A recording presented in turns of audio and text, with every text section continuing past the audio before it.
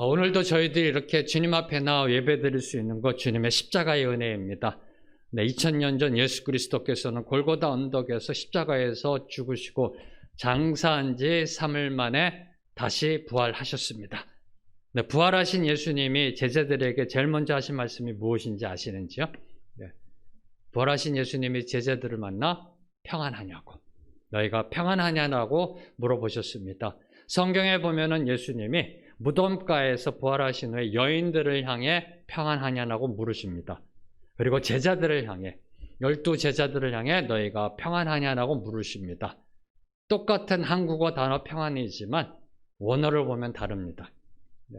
무덤가에서 만나 여인들에게 물어봤던 평안하냐라는 원어는 카이로라는 헬라어로요, 그 당시의 인사말입니다. 기쁨이 있느냐, 지금 우리식으로 얘기하면은 잘 지냈니? 별일 없니? 영어로 얘기하면 How are you? Good morning. 상투적인 인사말입니다. 기쁨 속에 있느냐? 그러나 제자들에게 물어본 너희가 평안하냐는 에이레네, 여러분 알고 있는 샬롬을 물으신 겁니다. 네, 샬롬을 물으신 겁니다. 오늘 본문 말씀 요한복음 20장 21절과 22절의 말씀 다시 한번 저희들이 읽도록 하겠습니다. 예수께서 또 이르시되 너희에게 평강이 있을지어다. 아버지께서 나를 보내신 것 같이 나도 너희를 보내노라. 이 말씀을 하시고 그들을 향하여 숨을 내쉬며 이르시되 성령을 받으라. 성령을 받으라를 기억하고 계십시오. 너희에게 평강이 있을지어다. 성령을 받으라. 기억하고 계시길 부탁드립니다. 자, 예수님이 부활하신 후 제자들을 향해 너희가 평안하냐, 평강이 있을지어다의 그 평강은 그냥 인사말이 아니었던 것입니다. 예수님이 십자가에서 이루신 그 평화, 골로새서 1장 20절에 보면 그의 아들 예수 그리스도의 피로 평화를 이루사, 그 이룬 그 평화를 누리고 있느냐? 제자들은 그 당시 이걸 못 알아들었던 겁니다. 이해하지 못했던 겁니다. 왜 카이로가 아니라 에이레네지? 네. 왜 카이로가 아닐까? 왜 평안하냐고 물을 때 카이로가 아니라 에이레네를 쓰셨을까? 왜 샬롬일까를 이해하지 못했던 겁니다. 그러나 그들이 성령을 받고 오순절날 성령 체험한 다음에 예수님의 말씀을 깨닫기 시작했던 것입니다. 바로 예수님께서 이 평화를 지금 말씀하고 계시고요.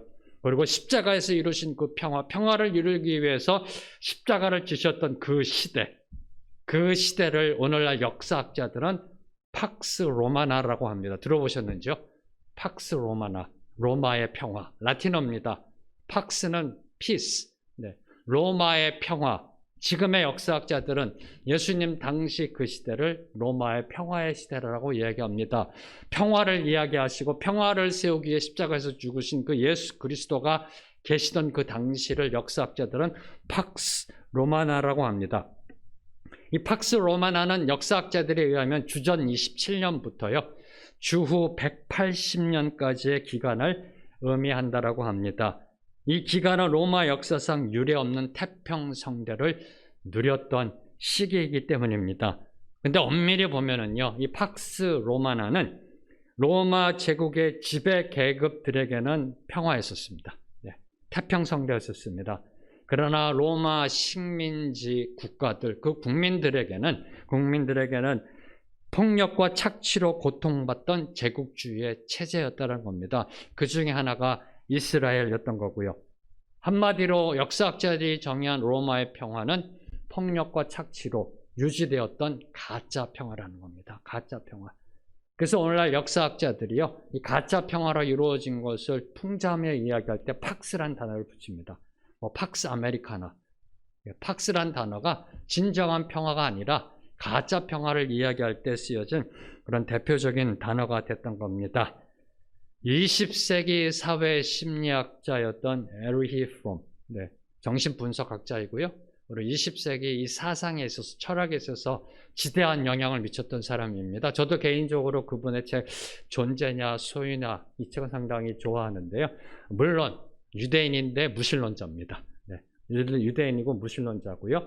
이 에리 프롬이 쓴 건전한 사회라는 책을 보면은요, 주전 1500년부터 주후 1860년까지 3360년 동안, 네, 3360년 동안 평화협정이 최소 8,000번 이상 체결되었다고 합니다. 인류의 역사 속에.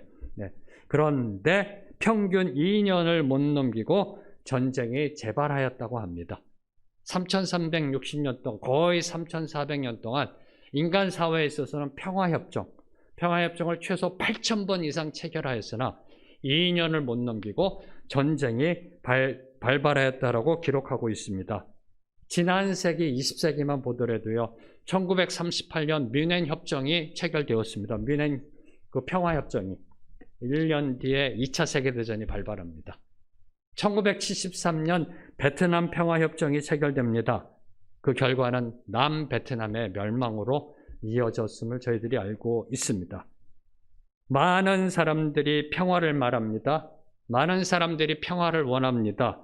그러나 실제로 세상이 평화로웠던 적은 별로 없습니다. 바로 이런 현상에 대해서 평화를 연구하는 평화학이라는 게 있습니다. 우리나라에 평화를 연구하는 그 서울대 이찬수 교수님, 네, 분당 우리 교회 담임 목사님과 조남이 같죠. 네. 그 평화학이라고 있습니다. 평화학, 평화를 연구하는. 네, 지금 이분은 이제 올해 초에 아마 공직으로 나가신 걸 알고 있고요. 네, 이 이찬수 교수님, 평화를 연구했던 이찬수 교수님은 이 상황에 대해서 이렇게 설명합니다. 자신이 원하는 평화가 무엇인지 잘 모르기 때문일 수도 있고, 평화롭기 위해서 무엇을 어떻게 해야 할지 모르기 때문일 수도 있다. 많은 사람들은 평화를 원하고 평화를 말하지만 실제로 평화로운 적은 별로 없음에 대해서 이렇게 설명한 겁니다. 자신이 원하는 평화가 무엇인지 잘 모르기 때문일 수도 있고, 평화롭기 위해서 무엇을 어떻게 해야 할지 잘 모르기 때문일 수도 있다. 평화를 잘 모른다는 겁니다. 평화가 무엇인지를 모른다는 겁니다. 평화를 개념화할 수 없다는 겁니다. 누가요? 평화를 연구하는 교수님이.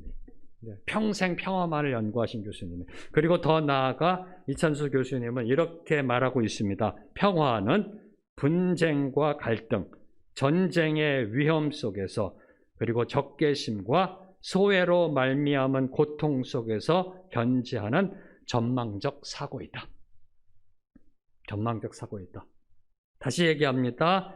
평화는 분쟁과 갈등, 전쟁의 위험 속에서 그리고 적개심과 소외로 말미암은 그 고통 속에서 일어나는, 견지하는 전망적 사고다. 바라보는 사고체계이다라고 얘기합니다. 자, 그러면 전쟁이 없는 곳에서는요? 적개심이 없는 곳에서는요? 분쟁이 없는 곳에서는요? 평화를 어떻게 설명할 수 있을까요? 평화를 어떻게 설명할 수 있을까요? 성경이 말씀하신 평화는 뭘까요? 예수님이 말씀하신 이 평화는 과연 무엇을 의미할까요? 오늘 이 주제에 대해서 저는 두 가지의 측면, 성경이 말하는 평화, 하나님이 주시는 평화와 하나님이 요구하시는 평화가 있다는 겁니다. 하나님이 주시는 평화와 하나님이 요구하시는 평화가 있다. 이 두 가지 측면에 대해서 은혜 받고자 합니다. 먼저 여러분이 평화라는 단어, 평화라는 그 원어, 샬롬이라는 원어의 의미를 보면은요, 그 의미 속에 이런 의미가 있습니다. 제자리에 놓인다. 이 평화라는 원어의 의미를 찾아보면 제자리에 놓인다라는 의미가 있습니다. 무슨 뜻일까요? 평화를 누리기 위해서는 그 무엇보다도 하나님과 나의 관계가 제자리에 놓이는 것이 반드시 필요하다는 겁니다. 다시 선포합니다. 성경이 말하는 평화를 누리기 위해서는 그 무엇보다도 하나님과 나와의 관계가 제자리에 놓이는 것이 반드시 필수적이다. 왜냐하면 평화는 하나님이 주시는 것이기 때문에. 왜냐하면 평화는 하나님이 주시는 평화이기 때문입니다. 자, 그 하나님이 주시는 평화는요, 하나님의 임재와 하나님과의 관계 회복으로 이루어짐을 성경은 이야기하고 있습니다. 먼저 에스겔서 37장 26절과 27절 말씀, 우리 작년에 우리 자녀들 축복했던 말씀입니다.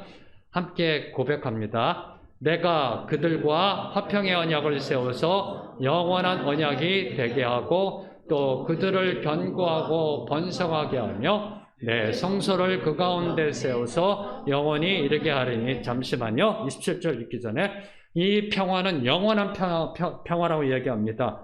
세상의 평화와는 달리 하나님이 주시는 평화는 영원한 평화이다. 저와 여러분이 그 평화를 누리고 있던, 체험하고 있던, 잊지 못하던 그 평화 자체는 영원하다라고 선포하고 있습니다. 다시 한번 보여주실래요? 자막이요. 네, 그리고 그 평화는 하나님의 성소가 우리 가운데 세워진 것이다.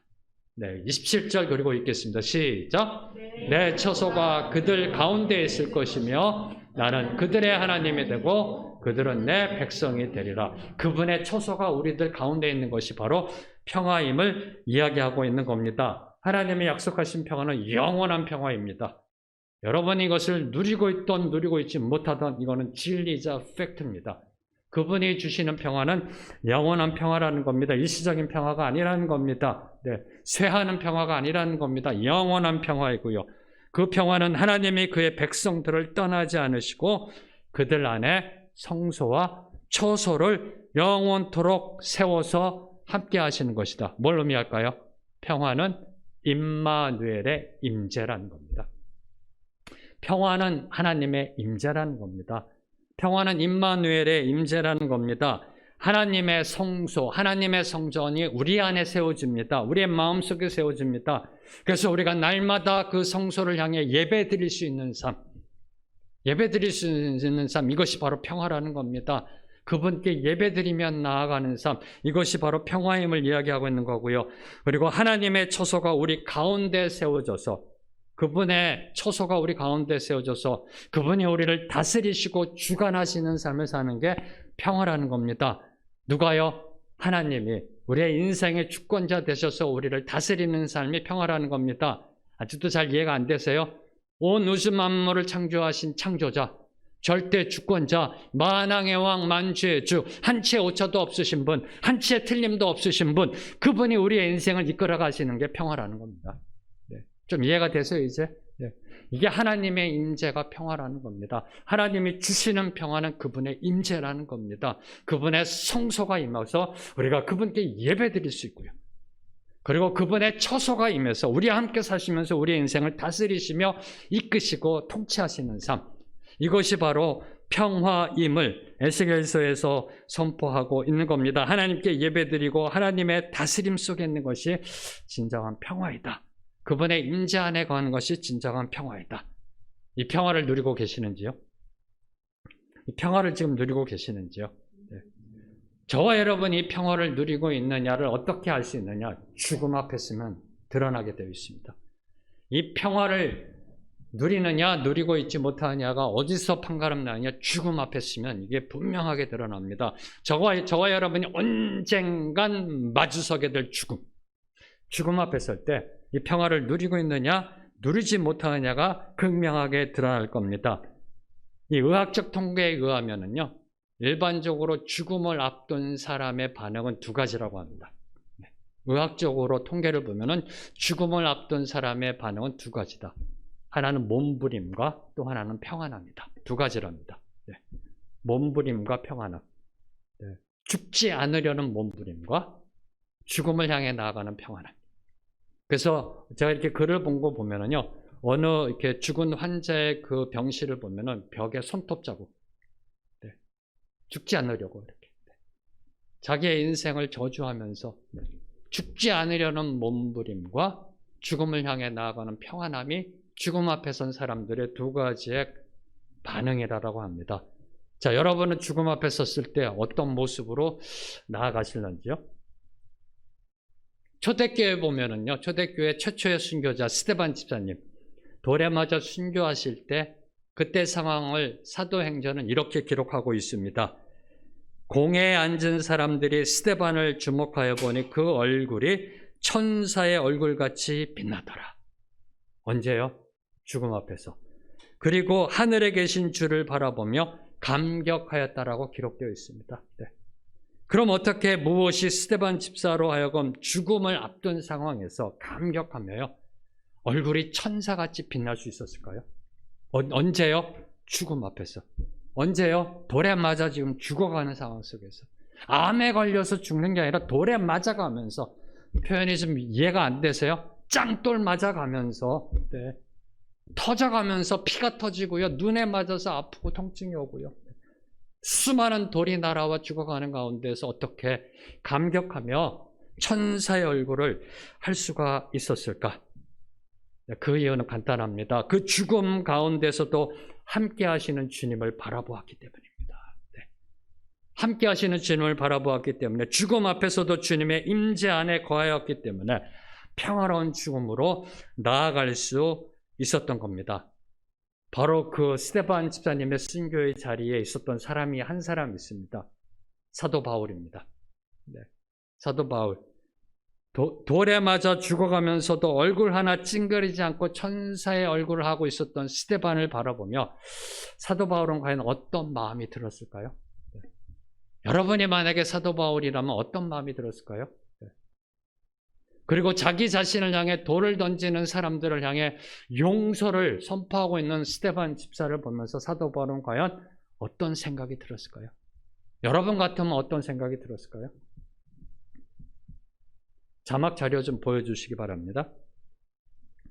2세기경, 네, 2세기경에 바울과 테크라의 행적이라는 책이 있습니다. 외경이라고 그러는데요. 네, 그러니까 사도 바울이 죽은 뒤 얼마 되지 않아서 쓰여진 책입니다. 네, 바울과 테크라의 행적이라는 2세기에 쓰여진 책에 보면 이렇게 기록되어져 있습니다. 사도 바울이 어떤 사람인지에 대한 인물 스케치입니다.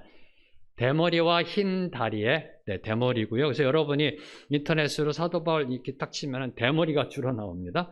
네, 흰 다리에 눈썹은 서로 맞닿고 참으로 매력 없는 사람이죠. 코는 매부리에 키도 작아요. 단신에 다부진 체구를 가진 호감에 찬 사나이다. 그는 인간의 모습에 천사의 얼굴을 가진 자이다. 천사의 얼굴을 가진 자이다. 스데반 집사가 순교할 때 보았던 천사의 얼굴. 아마도 사도 바울은 그것이 마음에 걸렸을 겁니다. 도대체 저게 뭘까? 도대체 왜 저 스데반은 죽어가면서도 돌에 맞아가면서도 저렇게 천사의 얼굴을 하고 있었을까? 천사의 얼굴을 하고 있었을까? 그 질문에 대한 답을 예수님을 만나면서 사도 바울은 깨달았던 겁니다. 예수님을 만나 그분 안에 거하며 그분과 늘 동행하며 그의 인생을 살아갈 때 그의 얼굴이 자기 자신도 모르게 천사의 얼굴로 바뀌었던 겁니다. 이게 바로 하나님이 주시는 평화를 누리는 삶의 모습입니다. 사랑하는 성도 여러분, 주 안에 거하면 사람은 바뀝니다. 천사의 얼굴을 하는 얼굴로 바뀐다는 겁니다. 이게 바로 하나님이 주시는 평화를 누리는 삶입니다. 네. 제가 보니까 한 분도 빠짐없이 다 천사의 얼굴을 하신 것 같아요. 네, 전부 다 빛나고 있어요. 이렇게요. 네. 각자 처소에서 좀 들으시는 분들도 천사의 얼굴로 빛나고 계심을 제가 믿습니다. 네.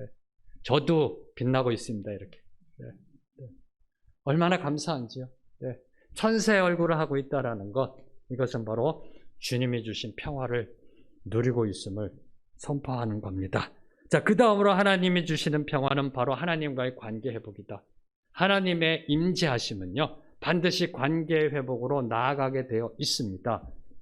저희가 에스겔서 37장 27절 말씀 보면은 이렇게 마지막에 되어 있습니다. 나는 그들의 하나님이 되고 그들은 내 백성이 되리라.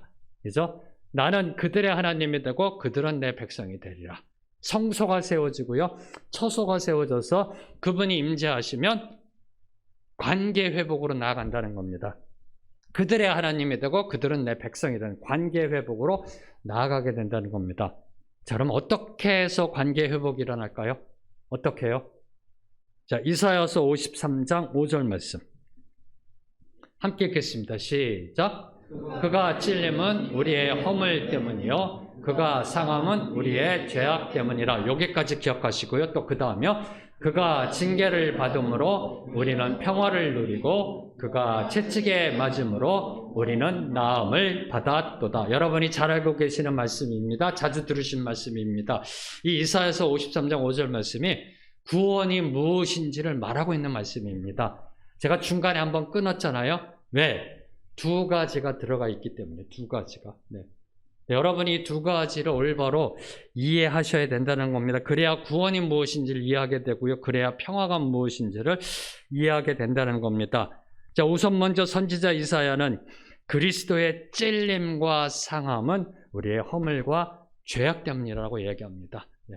이것이 먼저 선포되어야 됩니다. 그리스도께서 십자가에서 고난받으시고 죽으신 것은 바로 저와 여러분의 허물과 죄악 때문이다. 무슨 뜻일까요? 그리스도가 십자가에서 죽으신 것은 저와 여러분의 죄를 대신 속죄하시는 대속의 찔림이자 상함이었다는 겁니다. 죄 용서받는 은혜가 주어졌다는 겁니다. 그러나 구원은 여기서 끝나는 게 아닙니다. 이게 구원이 아니라는 겁니다. 그 다음이 또 이루어져야 진정한 구원이 이루어진다는 겁니다. 선지자 이사야는 계속해서 예언합니다. 그가 징계를 받음으로 우리는 평화를 누리고 그가 채찍에 맞음으로 우리는 나음을 받았도다. 그리스도의 징계받음과 채찍맞음, 그 십자가의 고난과 죽음은 우리가 평화와 나음을 받게 될 것을 예언했던 겁니다. 무슨 뜻일까요? 그리스도의 고난과 십자가 죽음으로 인해서 우리의 모든 죄가 용서받았습니다. 대신 속죄받았습니다. 그리고 더 나아가 우리 안에 하나님의 평화가 임하였고 그 평화로 인해서 온전한 회복, 그 나음을 입었다. 영적 회복이 일어났다. 이것이 바로 구원이라는 겁니다. 바로 이것을 이루어 이 예언이 성취된 것이 바로 예수님의 십자가입니다. 예수님의 십자가. 대부분의 성도들께서는 구원하면은 우리의 죄를 용서받아서 하나님의 그 더 이상 정죄함이 없는 단계로 나아가는 것을 구원이다라고 생각합니다. 아니요. 반쪽짜리입니다. 만약에 하나님이 저와 여러분에게 더 이상 너에게 죄가 없다. 내가 대신 너희들의 죄를 속죄했다. 그러나 내 얼굴 보지 마라. 멀리 가서 살아라. 죄는 짓지 말라. 그게 진정한 구원일까요? 여러분에게 죄가 없다라고 선포해 주시고 내 앞에 나타나지 마라. 이제 멀리 가서 살아라 라고 말씀하시면 그게 진정한 구원일까요? 하나님과의 회복이 일어나는 것이 진정한 구원이라는 겁니다. 네. 그의 찔림과 상함은 우리의 허물과 죄악 때문이요. 그가 채찍맞고 십자가에서 죽으신 것은 우리에게 평화를 주시기 위함이고 우리가 나음을 받게 하기 위함이다. 영적 회복, 하나님과의 관계 회복으로 나아가기 위한 것이다라고 선지자 이사야는 선포했던 겁니다.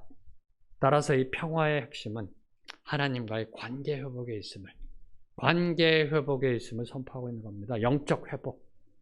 우리의 영적 치유와 회복이 일어나는 더 이상 죄 속에 거하는 것이 아니라 하나님 안에 거하는 자녀로서 살아가는 바로 그 영적 회복이 일어나는 것이 바로 평화이자 구원임을 선포하고 있는 겁니다. 자, 한번 생각해 보세요. 관계가 좋지 않은 사람이 지금 옆에 있다. 네. 관계가 좋지 않은 사람이 옆에 있으면 같이 예배를 드린다. 어떠세요? 예배가 될까요? 네. 지금은 이제 이렇게 10분 좀 제한돼서요. 자리를 저쪽으로 옮기면 되지만 네. 만약에 여기가 꽉 차서 예배 드리는데 다른 데 갈 수도 없습니다. 근데 관계가 좋지 않은 사람이 옆에 와서 앉았다. 예배가 될까요? 네. 그 앉은 사람도 실수했다 생각할 거예요. 모르고 앉아가지고. 네. 예배가 안 됩니다. 관계가 좋지 않는 사람과 함께 있으면 하루 종일 불편하고 껄끄럽고요. 아무 일도 할 수가 없습니다. 이게 별로 동의를 안 해주시는 것 같아요. 그 여러분 댁에서요 배우자하고 부부싸움 했을 때 어떠세요? 네. 한 가정도 예외 없이 다 부부싸움 하는 줄로 압니다. 네. 부부싸움 했을 때 일이 만사형통하시던지요, 웃음이 나오시던지요. 네. 부부싸움 했을 때 서로 얼굴도 안 맞추시고 눈빛도 안 맞추시잖아요. 껄끄럽잖아요. 불편하잖아요. 뭘 해도 걸려 있잖아요. 근데 화해하고 또 서로 한 몸이 되고 서로 사랑으로 나아갈 때 평안감이 오잖아요. 보면 좋고요. 같이 대화하고 이렇게.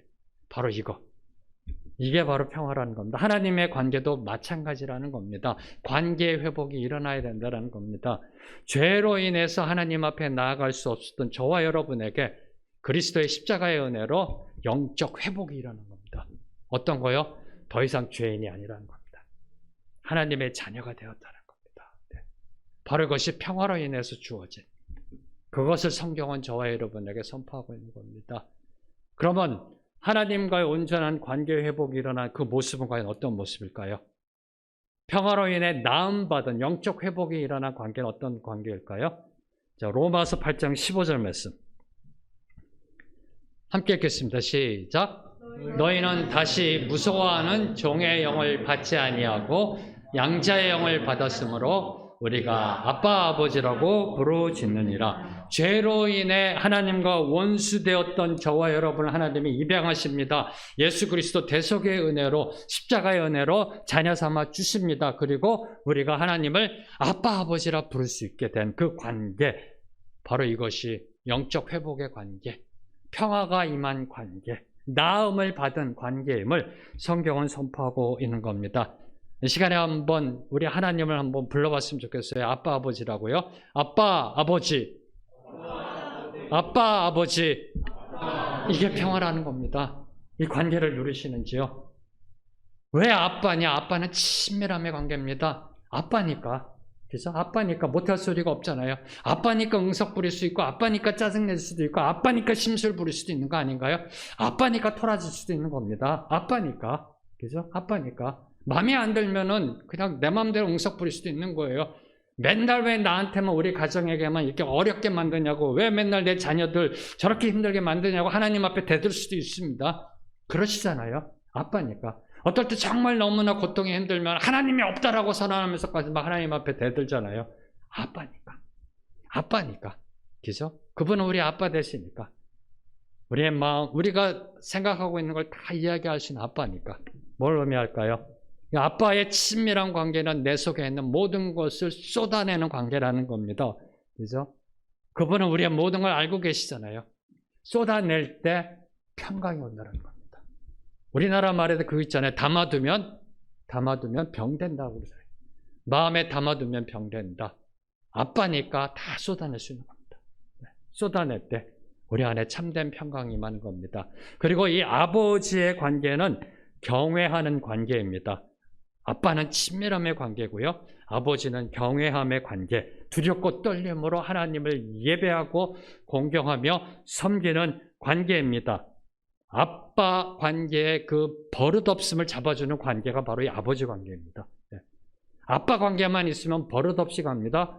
경거망동합니다. 천방지축으로 나아갑니다. 그 버릇없음을 잡아주는 관계가 바로 이 아버지 관계입니다. 다시 말씀드리면 이 경외함으로 나아가는 안정된 평화를 누릴 수 있는 관계라는 겁니다.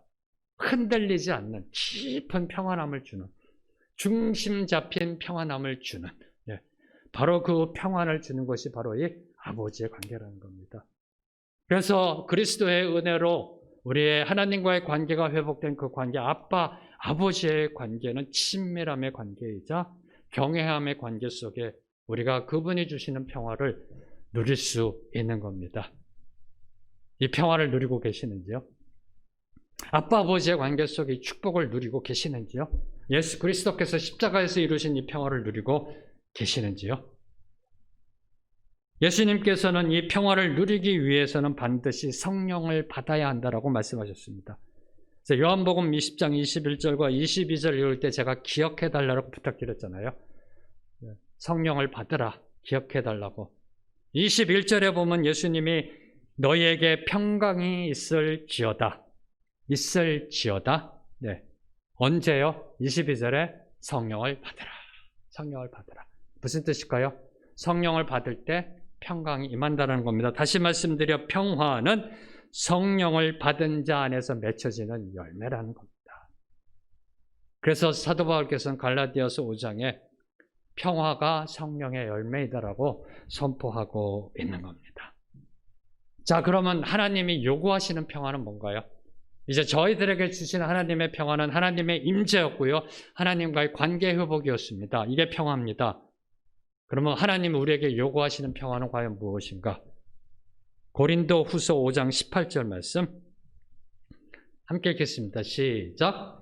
모든 것이 하나님께로서 났으며 그가 그리스도로 말미암아 우리를 자기와 화목하게 하시고 또 우리에게 화목하게 하는 직분을 주셨으니 모든 것이 하나님께로서 났다라고 사도 바울은 고백하며 이 말씀을 시작합니다. 모든 것은 하나님께로 났다.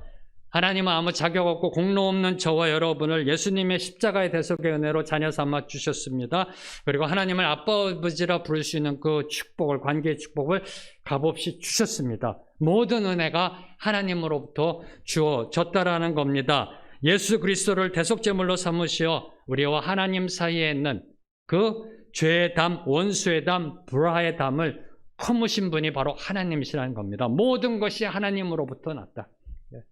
저와 여러분이 죄인 되었을 때 하나님과 우리의 관계를 가로막고 있었던 그 죄의 담, 그 원수의 담, 그 불화의 담을 허무신 분이 하나님이시라는 겁니다. 사랑하는 성도 여러분, 하나님은 먼저 우리를 사랑해 주셨습니다. 죄인된 우리를 사랑해 주셨습니다. 저와 여러분이 아직 죄인 되었을 때 그의 아들 예수 그리스도를 십자가에 못 박으심으로 그분의 사랑을 확증하셨습니다. 저와 여러분에게 먼저 은혜를 베풀어 주셨습니다.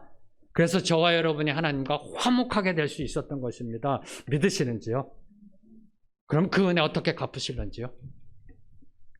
인간과 인간 관계에 있어서도 은혜 받으면은 그 은혜 보답해야 됩니다. 안 그러면은요, 배은망덕한 사람이란 손가락질 받습니다. 하나님으로부터 엄청난 은혜를 받았습니다. 어떻게 갚으실런지요? 어떻게 갚고 계시는지요? 특별히 고린도후서 5장 18절에 사도 바울은 저와 여러분에게 이렇게 선포합니다.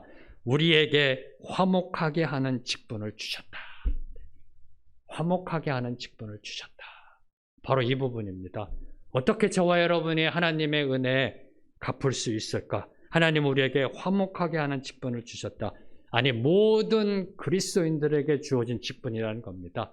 목사든 장로든 권사든 집사든 일반 성도든 그 누구도 예외 없이 그리스도인 예수 그리스도를 믿는 자들에게 주어진 직분은 화목하게 하는 직분이라는 겁니다. 그래서 사도 바울은 할 수 있거든 모든 사람들과 화목하라라고 권면하셨던 겁니다. 이 화목하게 하는 직분, 고린도후서 5장 18절을 이해하지 못하면요, 로마서 12장 18절에 사도 바울이 권면한 할 수 있거든 모든 사람들과 화목하라는 이 권면을 이해 못합니다. 이 명령을 이해 못합니다. 네. 아니, 어떻게 모든 사람들과 화목할 수 있나, 그죠? 아니, 모든 사람들과 화목하세요? 솔직하게? 아니잖아요. 네. 어떻게 모든 사람들과 화목할 수 있을까? 이런 명령을 할 수가 있을까? 사도 바울이 이런 명령을 저와 여러분에 한 거는 하나님이 모든 백성들, 그리스도를 믿는 모든 성도들에게 화목하게 하는 직분을 주셨기 때문입니다. 화목하게 하는 직분은 저와 여러분이 선택할 수 있는 사명이 아닙니다. 우리 교회의 사역이 아닙니다. 하나님이 저와 여러분에게 주신 직분이라는 겁니다. 그 누구도 외회 없이 화목하게 하는 직분을 주셨습니다. 자, 그러면 이 부르심에 어떻게 순종할 수 있을까요? 네. 황재명 목사는 열외, 신학자니까 연구해야 되니까 도서관에 가 있고 넌 열외가 아니라는 겁니다. 아니라는 겁니다. 그 누구도 예외 없이 이 화목하게 하는 직분을 주셨습니다. 그럼 이 직분에 어떻게 저희들이 순종할 수 있을까요? 모든 사람들과 더불어 화목하라. 이 명령에 어떻게 저희들이 순종할 수 있을까요? 미국의 역사를 보면은요, 미국의 화합과 하나됨의 화목을 주장했던 링컨 대통령, 그리고 마틴 루터 킹 목사님 모두 다 암살당했습니다. 참 이상해요. 아이러니해요. 역사를 보시면 이 외에도 다른 예들이 많은데요. 미국의 역사 속에 백인이나 흑인이나요, 모두 서로 화목하자고 하는데 서로 미워하고 증오합니다. 아이러니하게도 화목하게 하는 직분은 순교의 각오가 필요한 부르심이었다는 겁니다. 네.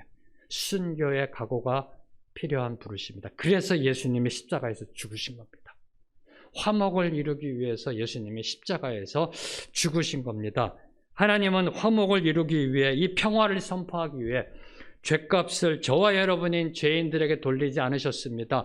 예수 그리스도로 하여금 감당케 하셨습니다. 예수 그리스도가 십자가에서 죽게 내버려 두신 겁니다. 이게 화목의 본질이고요. 이게 화목의 능력이고요. 이게 바로 하나님이 저와 여러분에게 요구하시는 평화의 속성이라는 겁니다. 다시 말씀드리면은 내가 죽는 것이 화목해 하는 직분을 감당하는 첫걸음이라는 겁니다. 어떻게 화목해 하는 직분을 감당할 수 있어요? 내가 죽어야 한다. 내가 죽어야 모든 사람과 더불어 화목할 수 있다는 겁니다. 죽으셨는지요? 죽으셨는지요? 그 알량한 자존심 지금도 붙잡고 계시는지요? 네. 그래서 저는 이 말씀을 이렇게 묵상하면서요, 황재명 목사, 네가 죽었다는 것을 어떻게 증명할 수 있느냐, 이 부분을 묵상 들어갔었습니다. 내가 죽었다. 왜요? 이 화목해 하는 직분을 감당하기 위한, 하나님이 요구하시는 평화를 이루기 위해서는 순교의 각오가 필요합니다. 순교의 각오가 필요합니다. 예수님도 화목을 이루기 위해서 죽으셨습니다. 내가 죽어야 합니다. 근데 내가 죽었다라는 것을 어떻게 증명할 수 있을까? 두 단어가 떠오르더라고요. 내가 죽었다라는 것을 증명할 수 있는 두 단어. 미안해와 용서한다. 미안해와 용서한다. 참으로 하기 힘든 단어입니다. 미안해, 용서한다. 화가 여기까지 올라와 있는데 용서가 되나요? 내 뒤통수를 친 사람 보면은 징후가 끓어오는데 용서가 되나요? 자존심이 있는데 먼저 다가가 미안하다라고 할 수가 있나요? 내가 죽었다라는 것을 보여줄 수 있는 단어는 미안해와 용서가 아닌가 생각합니다. 20세기에 저와 여러분에게 그 신앙의 결단과 권면을 보여주셨던 그 코리텐 붐 여사라는 분이 계십니다. 들어보셨는지 모르겠어요. 주는 나의 피난처라는 책을 쓰신 분이고요. 네덜란드 분이신데 2차 세계대전 후에 그 패전국인 독일로 가서 그리스도의 복음을 전하고요. 많은 분들을 그리스도 십자가로 인도하셨던 정말 훌륭한 분이십니다. 네덜란드 분이신데 2차 세계대전 때 그 가정에 엄청난 비극이 닥칩니다. 그 코리텐 붐 여사의 부모님이요. 유대인이 아니십니다. 네덜란드 분이신데 유대인들을 숨겨주었다는 죄로 인해서 온 가족이 나치 수용소로 끌려갑니다. 나치 수용소에서 고문을 당하고 핍박을 당하다가 결국은 부모님과 언니는 구치소 수용소 안에서 죽음을 맞이합니다. 그러나 감사하게도 이 코리텐 붐 여사는 구사일생 속에 살아서 고국으로 돌아옵니다. 네덜란드로 돌아온 코리텐 붐 여사에게 하나님은 잔인한 명령을 내리십니다. 독일로 가서 화해의 복음을 전하라. 여러분 같으면 순종할 수 있으세요? 그 감옥 안에서 여자로서 차마 입에 담을 수 없는 그 치욕을 당했는데 여자로서 정말 어떻게 표현할 수 없는, 어디 가서 얘기도 할 수 없는 우리 탈북 자매들이 두만강을 건너오면서 중국 공안들에게 당했던 그 수치, 말을 할 수 없는 그 수치, 말을 못합니다. 그걸 당했는데 용서가 안 되는데 독일로 가서 복음을 전하라. 잔인한 명령을 하나님이 내리십니다. 독일로 가라. 복음을 전하라. 몇 날 며칠을 버티다가 하나님의 말씀에 결국 순종하여 독일로 가서 용서의 복음을 전하고 십자가의 복음을 여러 곳에 가는 곳마다 전하고 많은 그 독일 사람들, 패전 속에 있던 독일 사람들에게 소망을 주고요. 예수 그리스도로 인도하는 놀라운 성령의 역사를 선포하셨던 분입니다. 그런데 어느 날 복음을 전하다가 많은 사람들과 이제 복음 전하는 후에 인사를 나누다가 많은 사람들이 당시에 줄을 서서 코리텐 붐 여사 손이라도 한번 잡아보려고 했다 합니다. 왜요? 그렇게 독일이 핍박하고 그 가족을 완전히 그 패망 속으로, 비극 속으로 몰아넣었는데도 불구하고 사랑을 전하니까 손 한번 잡아보려고 많은 사람들이 이제 설교가 끝나면, 부흥회가 끝나면 줄을 서서 이렇게 기다리고 있었는데 그 중에 도저히 잃어버릴 수 없는 그 얼굴, 꿈에도 잊지 못할 한 얼굴을 보게 되었다라고 합니다. 그 독일의 그 나치 감옥에서 자기를 고문하고요. 자기 언니의 목숨을 앗아갔던 간수의 얼굴을 보게 된 겁니다. 철천지 원수를 만난 겁니다. 그때 상황을 그녀는 일기장에, 자서전에 이렇게 기록하고 있습니다. 그 순간 내 심장은 얼어붙는 것 같았다. 나는 한마디로 하나님, 저 인간만은 용서할 수가 없습니다 라고 말했다. 그러나 하나님은 계속 용서하라고 말씀하셨다. 코리아, 용서하거라. 하나님, 저 인간만은 용서할 수 없어요. 용서하거라. 용서 못해요. 이 마음의 갈등이 이루어지는 가운데 그 원수 같은 사람이 드디어 그녀 앞에 도달했습니다. 그때 주님이, 하나님이 주신 음성, 나는 내가 저 사람을 용서할 수 있느냐 없느냐를 묻고 있는 것이 아니다. 용서하라는 내 명령에 순종하겠느냐를 묻고 있는 것이다. 다시 한번 말씀드립니다. 이제 그 원수가 눈앞에 왔을 때 들린 하나님의 마지막 음성, 나는 내가 저 사람을 용서할 수 있느냐 없느냐를 묻고 있는 것이 아니다. 용서할 수 있느냐 없느냐가 아니다. 내가 지금 너에게 용서하라라고 한 그 명령에 순종하겠느냐, 그거를 묻고 있는 것이다. 이 말씀에 결국 코리텐 붐 여사는 더 이상 거역할 수가 없었다고 합니다. 너무나 분명하게 하나님의 말씀이 들려서 거역할 수 없어서 마지못해 그 명령에 순종하기 위해서 손을 내밀고 그와 악수하고 그를 포옹하는 순간 모든 증오와 적개심은 눈 녹듯이 사라지고요. 사랑의 능력이 그분의 표현에 의하면 머리부터 발끝까지 사랑의 전기가 흘러가고요. 하나님의 임재가 느껴지고 깊은 평화를 느꼈다라고 기록하고 있습니다. 이게 바로 하나님이 우리에게 요구하시는 평화입니다. 아니, 이것이 우리에게 주시는 하나님의 평화라는 겁니다. 그래서 하나님이 주시는 평화와 요구하시는 평화는 동전의 양면이라는 겁니다. 사랑하는 성도 여러분, 우리 모두는 하나님으로부터 1만 달란트 탕감받은 자들입니다. 1만 달란트 탕감받은 자들입니다. 하나님은 오늘도 저와 여러분에게 이렇게 명령하십니다. 100데나리온 빚진 자들을 용서하라. 100데나리온 빚진 자들을 용납하고 사랑으로 품으라. 네. 사랑하는 성도 여러분, 용서하고 계시는지요? 화목해하는 직분을 감당하고 계시는지요? 받은 평화를 선포하고 계시는지요? 네. 이 질문에 코리텐 붐 여사는 이렇게 고백하고 있습니다. 그 누구도 인간은 용서할 수 없습니다. 나는 용서할 수 없습니다. 여러분도 용서할 수 없습니다. 그러나 but he can do. 하나님은 하실 수 있습니다. 저와 여러분은 용서할 수 없습니다. 저와 여러분은 화목해하는 직분을 감당할 수 없습니다. 그러나 그분은 하실 수 있습니다. 사랑하는 성도 여러분, 저는 이 오늘 말씀을 이렇게 마무리하면서요, 갑자기 그 프란체스코 그 성자의 그 평화의 기도가 생각이 났습니다. 주님, 나를 주님의 평화의 도구로 써주시옵소서. 네. 주님께서 써주셔야 내가 평화를 누릴 수가 있습니다. 제가 이 고등학생이었으면 이걸 불러드렸을 텐데요. 제가 고등학교 때 그 중창 다니면서 이 찬양을 많이, 제가 바리톤입니다. 많이 했었는데요. 네, 이제는 제가 할 수가 없어서 여러분에게 동영상으로 대체합니다. 언젠가 저희 생명의 길 교회가 저 찬양을 하게 되리라 믿습니다. 네, 저 정도의 우리 형제님들이 모여서요, 바로 이 찬양을 하게 되리라 믿습니다. 아멘이 적으세요? 네, 우리 남성 중창단이요, 더 이렇게 부응해가지고요, 이 평화의 기도를 올려드리는 그날, 주여 나를 평화의 도구로 써주소서. 미움이 있는 곳에 사랑을, 상처가 있는 곳에 용서를, 의심이 있는 곳에 믿음을, 분열이 있는 곳에 통합을, 절망이 있는 곳에 희망을, 어둠이 있는 곳에 광명을, 슬픔이 있는 곳에 기쁨을 심게 하소서. 바로 화목해 하는 직분입니다.